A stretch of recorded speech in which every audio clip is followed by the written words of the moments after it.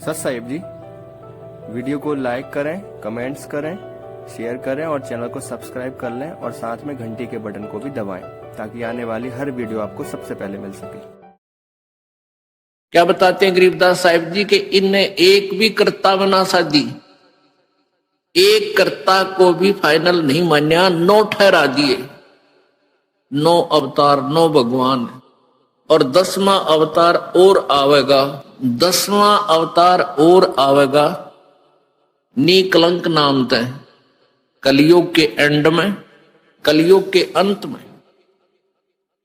और उसमें ये कृतघ्नी प्राणी हो जाएंगे, सभी भक्ति से दूर होंगे, व्यभिचारी, मांसाहारी और जालिम जुल्म बेहया, कोई शर्म नहीं रहेगी, कोई लाज नहीं रहेगी, सरेआम दुष्कर्म करा करेंगे, जल खोद करा करेंगे, कच्चा आहार करा करेंगे।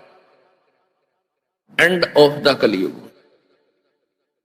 जमीन उपजाऊ नहीं रहेगी, 4.5 फुट तक जमीन का उपजाऊ अंश खत्म हो जाएगा, यानी 3 हाथ, लगभग 4.5 फुट तक उपजाऊ अंश जमीन का समाप्त हो जाएगा। कोई भी फलदार वृक्ष नहीं उगेंगे, ना कोई फसल होया करेगी, और वर्षा नहीं होया करेगी। प्रदूषण इतना हो जाएगा कि वर्षा ऐसे होगी जैसे ओस गिरा करे, और सभी प्राणी कच्चा ही गोश्त मांस खाया करेंगे। उसमें लास्ट ऑफ द कलयुग, एंड ऑफ द कलयुग में, कलयुग के अंत में 20 वर्ष की आयु मनुष्य की रह जाएगी, मानव की। और उसमें से 5 खंड बताए हैं सूक्ष्म वेद में, यानी 15 वर्ष की आयु में जन्म भी हो लेगा, जवान भी हो लेगा, और गर्भारी भी हो लेगा, और मृत्यु को भी प्राप्त हो लेगा। 5 वर्ष की लड़की को संतान होनी प्रारंभ हो जाया करेगी, और सभी प्राणी बहुत ठगने से हो जाएंगे, 1.5-2 फुट के आसपास इनका कद रह जाओ। उस समय ये कृतघ्नी प्राणी इतने हो जाएंगे, बहुत घने।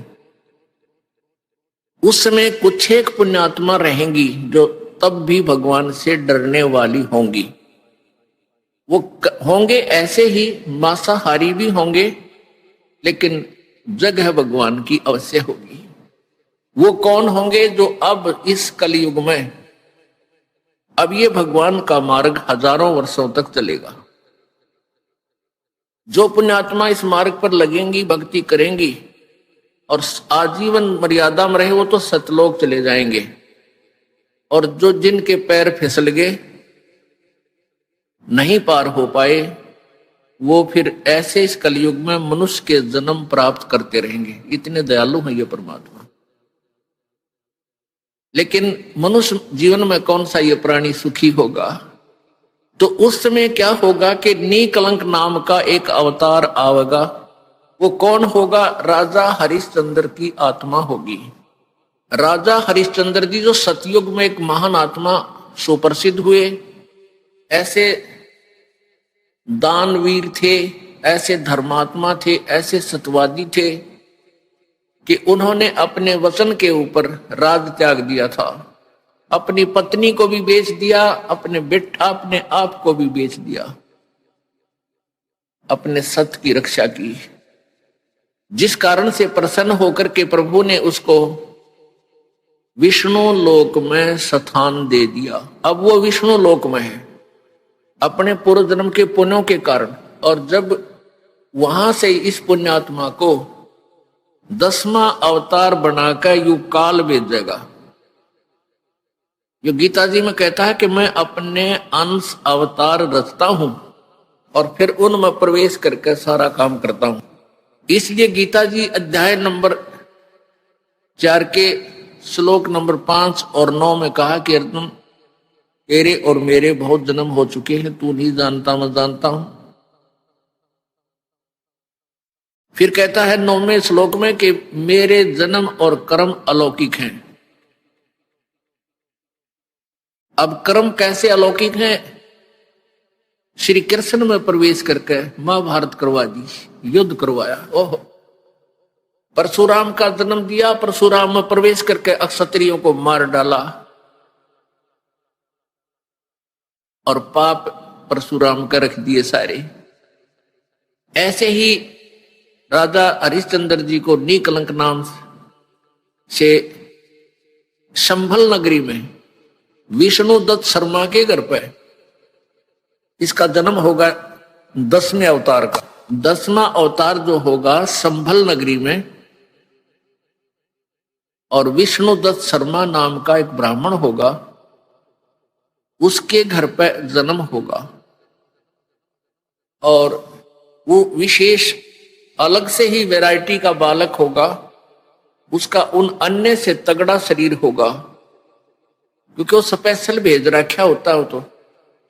और उसकी लंबी तलवार होगी। इन कृतघ्नी प्राणियों को ऐसे काटेगा न जैसे या करेन गेहूं काटा करे, ऐसे काटेगा न बुरी तरह इनको खत्म करेगा। फिर क्या होगा, उन प्राणियों को बख्शा जाएगा जो उस समय भी भगवान से डरने वाले होंगे। इतना प्रदूषण उस समय क्या होगा, फिर परमात्मा अपनी मेहर से, पुण्यात्मा, एक तो परमात्मा ने विधान बनाकर छोड़ दिया, तो विधान जो भगवान ने बनाया है उसके ऊपर ये साइंटिस्ट अपना अनुभव करके थोड़ी रिसर्च कर लेते हैं और फिर वो भगवान को रिजेक्ट करना प्रारंभ कर देते हैं। ये इनकी महाभूल है। अब पीछे कई वर्षों से रट्टा लगा रखा था कि प्रदूषण इतना बढ़ गया, ग्लेशियरिन खत्म होगी, बर्फ नहीं पड़ेगी। अरे कई इतनी बर्फ गिर दी बिना गिनती की, वो न्यो का न्यो प्रदूषण है, न्यो का न्यो सारा सौदा है, डूंडा उठा दी। तो भगवान की अपनी विटो पावर न्यारी है। तो क्या होगा, कलयुग के एंड में इन सभी को नाश करेगा, ऐसी दुष्ट आत्माओं को काटा जाएगा,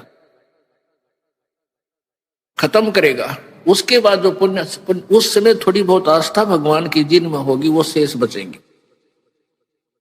फिर बहुत जबरदस्त वर्षा होगी, और वो पहले वर्षा प्रारंभ होगी बहुत ज्यादा, वो व्यक्ति वहां से खिसक जाएंगे, मैदानी स्थान छोड़कर पहाड़ों पर चले जाएंगे।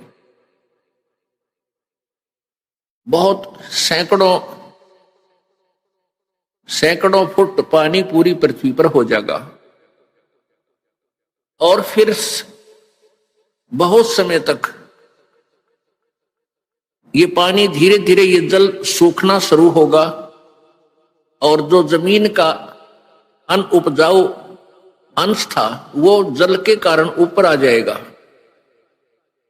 और फिर धीरे धीरे वो सूखेगा, सारा पानी जल सूख के फिर उसमें जंगल हो जाएगा, पूरी पृथ्वी पर वन हो जाएगा, पेड़ पौधे बहुत ज्यादा उग जाएंगे, और फिर पर्यावरण का परिवर्तन फिर होगा।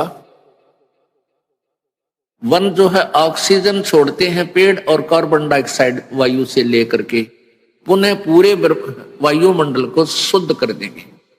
फिर उन शेष बचे हुए प्राणियों के घर पर जो बालक होंगे वो उल्टे होंगे। उल्टे कैसे, माता पिता तो 2.5 फुट के, और बेटा बेटी हो जाएंगे 4-4, 5-5 फुट के, फिर धीरे धीरे बढ़ना शुरू होगा। तो सतयुग में सैकड़ों फुट हाइट के इंसान हो जाते हैं, सैकड़ों, और लाखों वर्ष की आयु हो जाती, क्योंकि शुद्ध वायु, शुद्ध वातावरण, बीमारी होती नहीं उस समय सतयुग में, बहुत कम। अब हम इस विषय को यहीं क्लोज करते हैं।